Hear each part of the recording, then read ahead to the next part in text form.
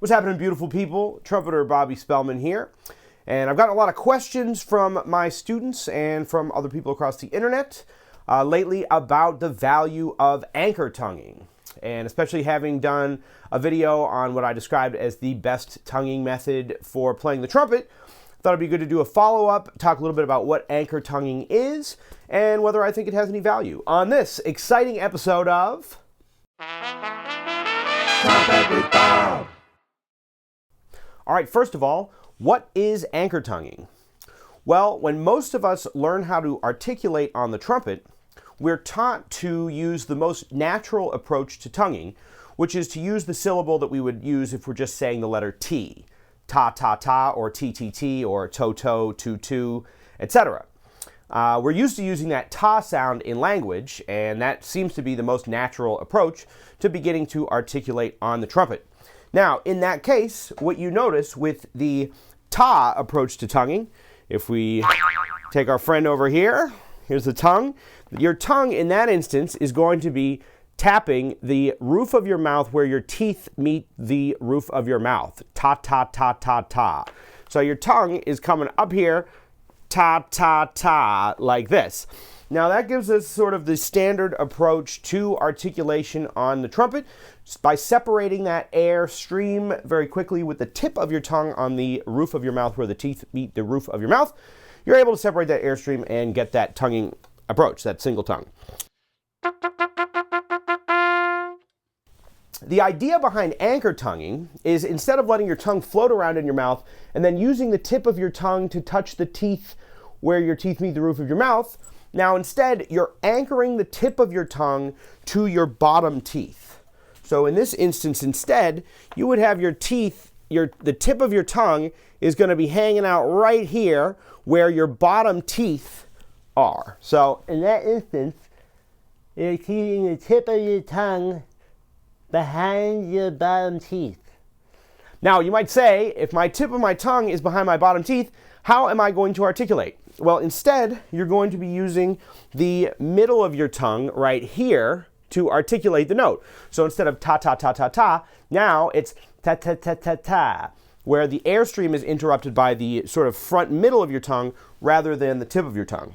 Now, for many of us, this sounds like a novel concept or some kind of niche approach to tonguing that one would use if they were trying to play in the extreme upper register or something of that sort. However, this approach to tonguing dates all the way back to the early 1900s when none other than Herbert L. Clark advocated the use of it. Now, I didn't know this until recently. This is kind of an interesting point. And even I was reading Claude Gordon's book, very good book, but oddly titled, Brass Playing is No Harder Than Deep Breathing. I don't know if I'd 100% agree with that, but it certainly is a big help. Anyway, this is a great book. Check this out. And in it, Claude Gordon mentions Herbert L. Clark discussing what we now know as the anchor tonguing approach way back in the early 1900s. So I printed off a page from Herbert L. Clark's Characteristic Studies. And in that book, from way back in the early 1900s, he says the following. Remarks on tonguing from page 5, if you want to read along. This is a subject which has caused more controversy than any other pertaining to the cornet and is one of the most important factors of correct cornet playing. Now we're going to skip ahead here a little bit. It goes like this. My own method of tonguing is rather unique, but the results I have accomplished by diligent study and practice have proven to me not only the easiest, but the most practical in many ways, both for solo and other work. And here's what he says. First, always practice softly, try to produce light, positive attack, blah, blah, blah. My tongue is never rigid when playing and rests at the bottom of my mouth, the end pressed slightly against the lower teeth. I then produce the staccato by the center of the tongue striking against the roof of the mouth. This I have practiced so as to acquire rapid single tonguing without fatigue, nor causing a clumsy tone, and when under full control, double and triple tonguing become a simple matter by diligent practice, keeping the mind upon each articulation.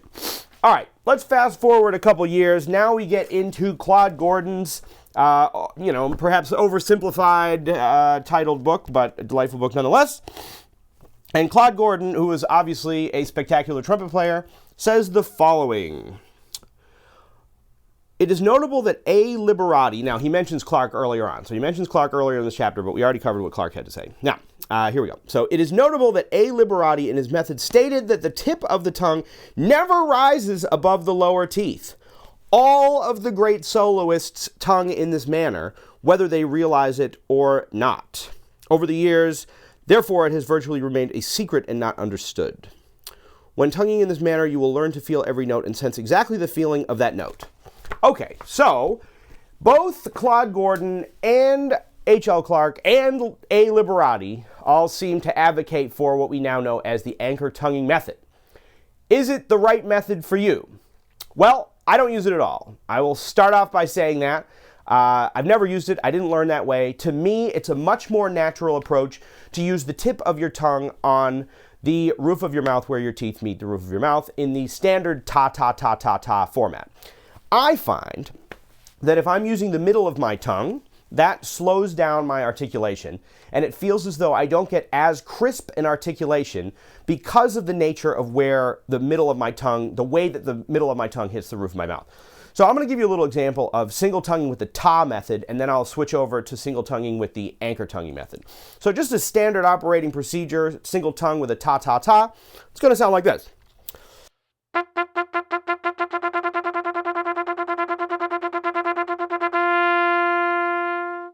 Now, I'm able to maintain a pretty fast single tongue like that, and it also, in my mind, gives me a lot of dexterity with my tongue and enables me to change the approach of articulation, the softness or specific attack on my articulation, by moving that tip of my tongue from the position where it touches the back of my teeth to if I'm moving it back along the palate towards the back of my mouth. So I can get varying different tones of articulation by moving the tip of my tongue around.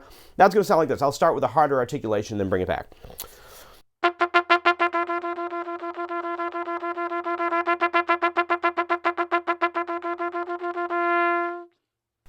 All right, so now I'm going to switch over and use the anchor tonguing approach, where I'm going to anchor the tip of my tongue to the bottom of my teeth here, and then I'm going to tongue with the ta-ta-ta-ta-ta instead of the ta-ta-ta-ta-ta. And that's going to sound like this.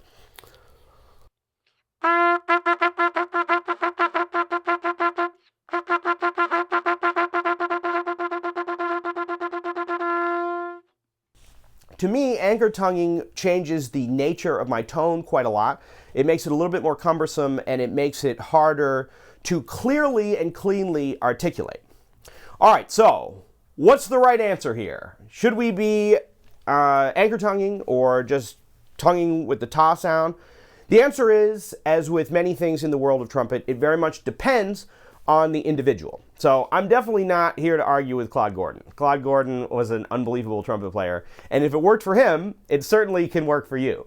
There's another point, which is that I've always found that the standard single tonguing approach has worked so well for me that I haven't bothered to spend a lot of time practicing the anchor tonguing approach. So it's certainly not a fair comparison because I haven't put the time in to really diligently practice the anchor tonguing approach. But again, the standard single tonguing approach to me seems very natural, it's very comfortable, and it's allowed me to have a lot of dexterity in my tongue and to be able to articulate often very fast passages in bebop music and other things that I have to play as a jazz improviser.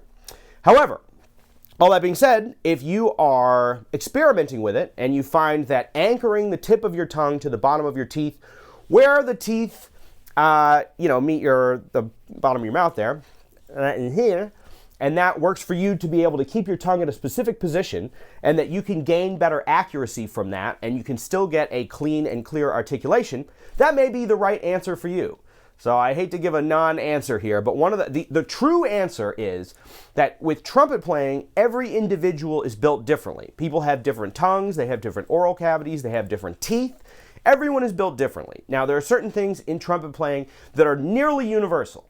But even something so universal as the idea of not puffing out your cheeks while you're playing, has been employed by musicians like Dizzy Gillespie, and almost exclusively Dizzy Gillespie, to great effect. So, with everything, there's a little bit, you want to take everything with a little bit of a grain of salt. That being said, don't puff your cheeks out when you're playing. That's ridiculous. All right? There's certain techniques that are very important to keep in mind because it makes it much easier to play the trumpet.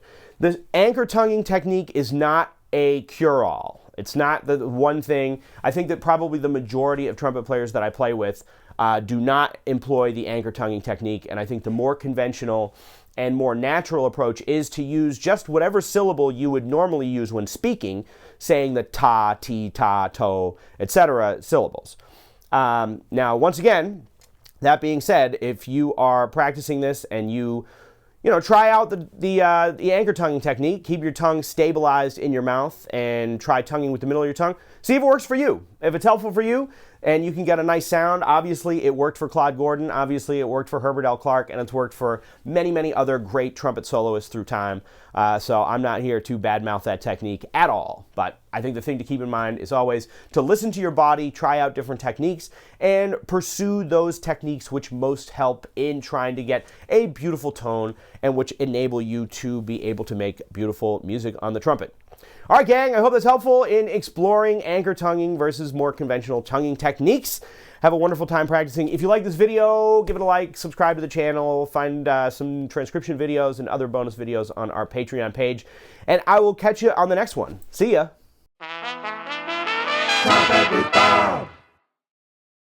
All right, friends, thanks so much for checking out this video. We hope it helps in your quest for the majesty of musical self-expression. If you like what we're doing here, you can give this video a like and subscribe to the channel for more videos like this one. And if you'd like to support the creation of new videos like this, you can become a subscriber on our Patreon page at patreon.com/Ridgewood School of Music. There, subscribers will have access to more in-depth follow-up videos, as well as solo transcriptions, various musical exercises, and all kinds of fun stuff. If you'd like to follow me on my musical adventures, you can find me on Instagram at Bob Spellman, and you can follow the Ridgewood School of Music's other social media pages by following the links in the description below. The Ridgewood School of Music is currently accepting new students online or in person in the New York City area. If you're interested in lessons, you can find us at www.ridgewoodschoolofmusic.com, or you can send us an email at ridgewoodschoolofmusic@gmail.com, and we can set you up with a great teacher for the instrument and the style of music that you're interested in studying. All right, gang, well, have a wonderful time practicing, and we'll catch you on the next one. See ya.